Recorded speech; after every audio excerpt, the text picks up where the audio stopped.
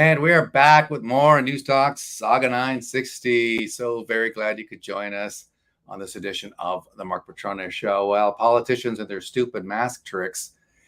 Well, we've got a glimpse recently of the theatrics that goes into being a member of parliament in the House of Commons when the camera is off, or you think the camera is off you, when in fact you're in the background as somebody in front of you is talking. I mean, these guys should know better. Anyway, as you would expect, they're taking the mask off when they think somebody's not looking, when they think the camera is not focused on them. And then all of a sudden they find out, oops, maybe it is focused on me. And boy, don't they look stupid when they have to put the thing back on. But it tends to illustrate just how silly this whole charade continues to be. They don't even have to wear them. Anyway, we have Daniel Bordman joining us. Daniel is with the National Telegraph, the content producer. He's a journalist. He's a writer with that publication. And we love to have him on cultural stuff, including stuff involving politicians and their stupid mask tricks. Welcome to the show, Daniel. Thanks for having me. Yes, this is nothing I love more than 2+ years into this, and we're dealing with COVID theater, which is really all COVID is at this point. Well, it makes no sense, does it? And as far as go ahead. There's two options. One, you're right, it makes no sense, and the rest of the segment is correct. Or two, COVID is a very complicated disease that is very destructive. As we know, COVID's killed billions and billions of people who have stood up in restaurants. But it is completely flabbergasted and unable to do anything while you sit down. So this could be due to the nature and virality and extreme nature of COVID-19 that the Liberals, although they are sitting down in Parliament, you think they would be immune to being sitting down. But my extensive research on Twitter has found out that COVID, although you are immune when sitting down, when it's magnified by a camera lens on you onto television, the waves there actually mitigate what happens when you sit down, which means you then need the mask to re-protect you. So it's very complicated scientific stuff that we're dealing with here. And the science is evolving and changing, but it's always been very, very concrete and never changed. And the science is the science, believe the science. So you must believe everything I tell you when I say science and understand that COVID can be deadly when standing up. You're immune to it while sitting down, but the immunity goes away if there's a camera on you while sitting down. Not only that, you notice that a microphone is also a protective feature when it comes to being potentially in the target of COVID, because you'll see, for instance, in a news conference where everybody has masks on, except the person who is in front of the podium is in front of a microphone. So I've come to the conclusion that they must think that the microphone itself must be protecting them from COVID, since they're allowed to take their mask off. I mean, we're 15 minutes away from Scientology being the most reasonable thing in our society. I mean, maybe the photons from the audio counteract the visual, right? So, when Xenu's deciding who to infect with COVID, the voice bounces off the video thing, and they create sort of a buffer that negates it, and then you're immune from COVID. It's all very sciencey stuff. Yeah, and let's have a look at this perfectly being demonstrated here. Now, this was a tweet by Pierre Poilievre, who's running for the leadership of the Conservative Party of Canada. Know how liberal COVID theater is unscientific nonsense, ? Just look at what they do when they think the cameras aren't watching. And by the way, all this happens at a time when the Prime Minister himself says that he has COVID. But let's watch this. Okay, so this is Marco Mendicino. Go back to the start of the clip. Okay, so in fact, somebody even took time, if you can watch this. Obviously, the radio audience can't see, but we will certainly do our description here. Marco Mendicino talking here and giving his spiel, no doubt talking about how the cops told him that they really were desperate to have the Emergencies Act declared. So he's talking. Look at the lady behind him. He is a member of. All right, she said, and I quote. Oh. Okay, so it suddenly dawns on her. Now look, okay, so 1 minute. At the start of that, she's got her head down, looking at somebody or talking to somebody. Her mask is off. Now Marco's mask is off, but remember, he's standing up speaking. So obviously he's gained a certain amount of protection. So all of a sudden, She looks up, all right. It doesn't register at first, Daniel, but then whoa, what happens there? So I think this is Ikra Khalid. This looks like Ikra Khalid. Yeah, this is clearly the science. So she's rightly assessed that she's immune to COVID while sitting down. Maybe this is only at a restaurant, but then she must realize the camera is on, which takes away her sitting down immunity, and she's not in front of the microphone, which gives a sort of a triple threat. So the negative to the negative to the negative, which is protecting Marco Mendocino, who's talking. He does not need a mask, being right there. But Ikra Khalid behind, as her camera has canceled out her sitting immunity. Clearly, she needs a mask for the immunity there. And I also love it's a cloth mask, which we at this point know does nothing. It's simply just theater. Or sorry, absolutely, it's simply science. And she's a better person than you and I. But yeah, it shows that something I said, I think in month 1 of COVID, month 2 maybe, that it's pretty clear that COVID is not more dangerous than giving up our political ideology. At no point does COVID become more important than preserving the narrative on all different sides, but especially for those in charge. Let's watch what happens now after she realizes she's on camera.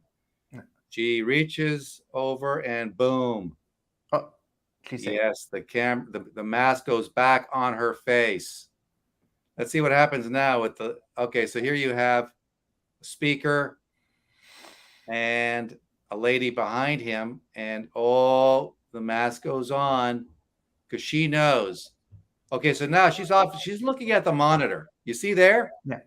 I'm pretty sure that she's looking at a monitor, and now she sees her face, unmasked as it is, and she must have the mask in her hands the whole time. So it's like she's ready, right? She has the mask off her face. She doesn't want this thing on her face, but she figures if I got to put it on, I'm going to have it handy. It's right there. And sure enough, as soon as the camera is within view of her, boom, the mask goes off. So I have to ask you, Daniel, what the hell are these guys doing?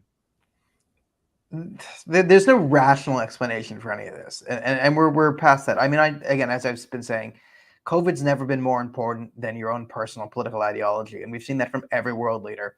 If Justin Trudeau was told by, whatever magical deity that he could cure all of COVID-19, no one would ever get infected again. All he has to do is get on TV and say there are only 2 genders or anything along those lines. He wouldn't do it. He knows COVID's not more fighting COVID or whatever COVID is not more important than preserving your own political ideology. In fact, having COVID could help you promote some of your political ideology these days. We've learned how to do that. So what's going on is the Liberals have decided to maintain the COVID hysteria as long as they can. I think they might see the writing on the wall for 2025. And in order to sort of push whatever they need to in the death throes of their regime, a scared, compliant public is the best thing for them. So the longer they can keep the kabuki theater of COVID on, the better for them. And we are not America, where our citizens en masse will demand freedom and care about civil liberties. We are Canada, where we are highly compliant, and most of us just go with the flow. So I think the Liberals sort of latched onto this and said, you know what, even though it's done, let's just see how long we can push it. Let's see if we can do more lockdowns in the fall. Let's see if we can sort of scare people up around flu season and push some sort of quasi-emergency last thing where we need universal basic income to fight COVID or whatever it is. And I think that's kind of what they're setting up for is we'll need digital ID or UBI, something to fight COVID. Well, I mean, my guess is we might need digital ID to clear up the blocking at Pearson Airport or something like that. Like, if we had digital ID, this would all go really quickly. And then, people like me and you will say, well, no digital ID, this is crazy. And then we'll be the reason for the flights delayed at Pearson. And speaking of Pearson, here's a tweet. Someone just took the Canada government party plane out for a rip. Could be another COVID surfing trip, ? And they are identifying this plane flying out, and people can't understand that because, of course, Trudeau himself says he's sick with COVID or has COVID. And then, of course, he used that as an excuse to push shots. He's had 3 of them, and apparently that wasn't enough to prevent him from getting it again. I mean, Well, I mean, there's another explanation here, which is a highly rational. The gods of COVID must love Justin Trudeau because he is a devout acolyte. So last time the gods gave him COVID, it allowed him to stay home for a few weeks and ignore the Freedom Convoy and hope it would fix itself. Now he has a scandal with Marco Mendocino from a previous video being caught objectively lying about the Emergencies Act. So now, Trudeau's unavailable for comment because he's got to isolate. Now, COVID might leave him so drained physically that he will not be able to turn on a computer and press a button to Skype in. I mean, we know, he'd be dead now without the vaccines. But it looks like the COVID will give him an end of the grace period to avoid media scrutiny for a week. And you notice he doesn't want to be in Canada at all. I mean, he will get out. And anytime he has people around him, he'll talk about the threat to democracy. Not the threat to democracy that he himself presents, but the threat of those unvaccinated people or those right-wingers. Let's listen. We're seeing a backsliding of democracy everywhere around the world. And it has a lot to do with all sorts of different things. Can you hear that? Anxieties around the pace at which the world is changing, and people are looking towards easy answers or strongman leaders that are sort of reassuring. And democracy is hard. Yeah. And it requires work, it requires tending, it requires deliberate efforts to not just believe simplistic answers either from the left or the right, but know that you have to actually work at it and plug away and be almost earnest in how you lead things. And that idea of responsible leadership contrasts directly with some of the simplistic button pushing that happens out there in accelerated and enhanced by social media tools. But the challenge has been there a long while. When I got elected in 2015, 7 years ago, one of the things that we put forward, and I remember saying this a whole bunch of times, attack politics, divisive politics, negative, stirring up of hate and fear and differences. The dirty secret is they work. Even back in 2015, they work to get you elected. Sure, yeah. You can do that. You can mobilize and get elected. It's just what we're seeing is that once you've used those methods to get elected, it becomes incredibly hard to govern responsibly for. I mean, it's bizarre because he did use that to get elected. I mean, he demonized the unvaxxed as racist and as misogynists, as horrible people, and white supremacists. I mean, he threw everything he could at the people who are unvaxxed in order to use them as a foil. So he might as well be talking about himself, but I don't think he thinks he is talking about himself. Yeah, I think you're right. It's so fascinating here that he's so clearly talking about himself, but he also so clearly doesn't understand he's talking about himself. Even the lines he says at the end there where he's like, well, we see that these work and you can get elected, but once you use these things and get elected, it does. You're the one, like he said, since 2015, he's been the only one elected as prime minister. It's been the Liberals. So who else got elected here? And in terms of like divisive scare tactics, like if anyone's been following Canadian politics, if you're a true believer in Justin Trudeau, you know that all the problems Canada has faced since 2015 are because of the ghost of Stephen Harper stalking around Parliament, pulling all these poltergeist shenanigans. And that's the reason why we have inflation right now, why this isn't working, why your car didn't start this morning, Stephen Harper. So it's so fascinating that even in this statement, there's no other person he could possibly be referring to other than himself, unless he's thinking of Donald Trump, maybe, and sort of like he's just, because that's how he runs the world, like Trump bad, me good. But there's literally no one else he could be talking about. And the utter lack of self-awareness from this man is fascinating. It truly is. And yet there it is. It's amazing. But he is obviously a lot more comfortable outside Canada these days.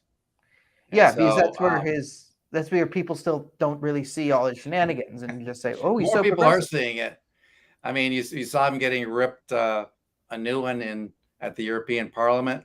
Yep. And he couldn't get into 10 Downing Street or 9 Downing Street from the front entrance. Yes, there was to go to the back. So he knows that the jig is up in terms of people realizing just what a horrible person this guy is. But as for Canadians, I think they realize how horrible it is, but now they're kind of stuck with the guy.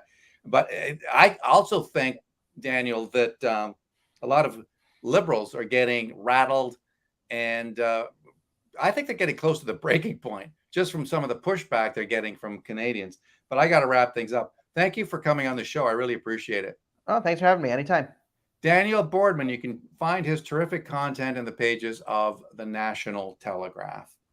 All right. That's it for this edition of the Mark Petroni Show. Hope you enjoyed it. A lot of fun bringing it to you. Let's do it again real soon, shall we? Goodbye. Bye-bye for now. Be safe. Be strong. See you later.